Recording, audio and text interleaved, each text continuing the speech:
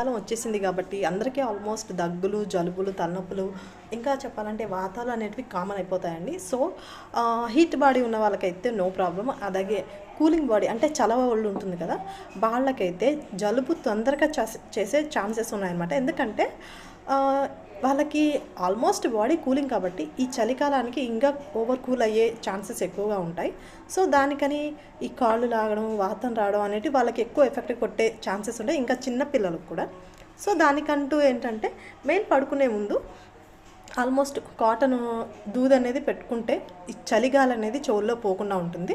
So, దానివల్ల headache కూడా రాదు చెవుల్లో దూది పెట్టుకొని పడుకుంటే. ఇంకా చిన్నపిల్లలకైతే ఖచ్చితంగా ఈ కాటన్ అనేది పెట్టాలండి. పెడితే అన్నట్టయితే ఈ వాతాలు కూడా తక్కువగా వస్తూ ఉంటాయి.